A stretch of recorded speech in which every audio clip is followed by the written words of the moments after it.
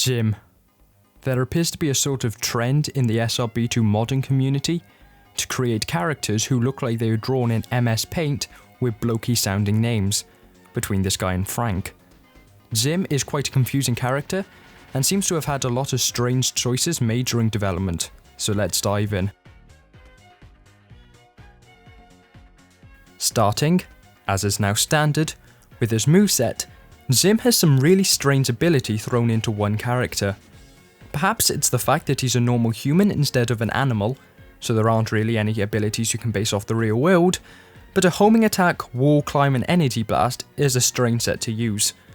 I don't think I really need to explain what a homing attack or a wall climb is, as I've already covered plenty of mods that have these abilities, but the way that they have been implemented is fairly strange. The homing attack is done by pressing spin after jumping or double jumping, but has this strange effect where the camera stays at rest while Jim homes in on the enemy, and only continues following him upon reaching said enemy. To be honest, I kind of like this effect, especially when combined with how Jim can home in on multiple enemies if the spin button is held. I think it's a very unique creative decision, and looks pretty darn cool.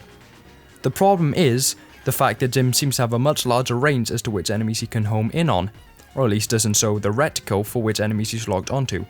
So especially if you home into a lot of enemies, you can go really far before the camera has the decency to continue following you. I don't think I really need to explain why it can be annoying when you get hit by an enemy you couldn't see, because your camera was still on the other side of the corner you've long gone around. The wall climb is nothing interesting, beyond the fact that it is done by pressing custom 1 while hugging a wall. I guess Marble Cheese, the developer of this mod, wanted a way for players to choose whether they began wall climbing or not, and with spin already taken, they just went for custom 1 instead. The more interesting ability here though is Jim's energy blast. From what I can ascertain from the download page, the energy blast is done by holding spin and custom 1 until fully charged, upon when Jim will be vulnerable to damage until he releases the ability, and presumably shoots a fireball or equivalent projectile.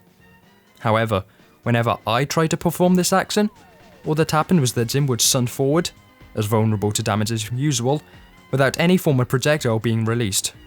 To my knowledge, there is nothing that I have to collect that I have not yet collected, and I'd assume that an icon appearing would mean that I should be able to perform the ability, but the energy blast simply appears to not work. All of these abilities are governed by an energy meter, which you can see underneath the standard ring, score and time counters. In all honesty, this seems completely pointless, as it recharges so quickly as to be redundant. The only ability that is really affected at all is the wall climb, as the energy meter doesn't recharge while climbing, but all this does is lead to further annoyance as you can't use an ability commonly found with other characters to its usual potential. And of course, Zim has a dash mode, and as usual, it feels pretty unnecessary. Zim's moveset doesn't flow together well enough to really sustain dash mode in scenarios other than running forward, as the wall climb stops your momentum and the energy blast, if it actually worked, forces you to slow down when first starting it, which would drop you out of dash mode. Zim sprites remind me quite a lot of Frank, the mod I covered a few months ago. Both are humans who have a fairly messy set of sprites, yet have a deceptively large number of animations. The main difference between the two is how Zim is very circular while Frank is boxier. I do find it funny that Zim, an OC made by a seemingly fairly disorganized group of people, is one of the few characters who makes changes to the game graphically. He replaces Knuckles in the title screen and changes the transitions between stages. I think there is a charm to Zim's sprites, but I think it's hard to argue that they would be better than the usual, more polished tier of spriting you would find in a mod like Sado or Mamie. Zim also makes a lot of changes to the audio of SRB2. Invincibility and Speed Sneakers both have new music, and the ending theme upon completing a level is also changed. Zim has a new intro, and new music plays over that as well. None of the music is an original piece, and quite oddly, all the music seems to have been sourced specifically from either Sonic Adventure 2 or Sonic Generations. I don't really know why these are the two games they chose to specifically use music from, nor why they even changed the music in the first place, but I'm not complaining that I get to hear music from the two best soundtracks in the franchise. Fight me.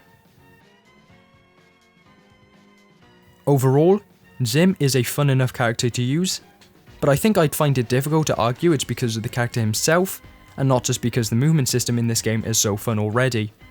There were a lot of strange decisions made here, some of which I think improved the mod, but some that also made the mod worse.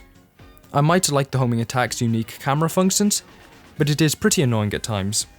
The changes in music is harmless enough, but also feel pretty redundant. The crude sprites have a lot of charm, but also can't really objectively compare to a more polished set of sprites that a character like Mamie or Kiryu has. Finally, it's also pretty important to mention how Jim just has an ability that, for all intents and purposes, seems to just not function. I'm going to give him a 4 out of 10. I hope you enjoyed the video, and ciao.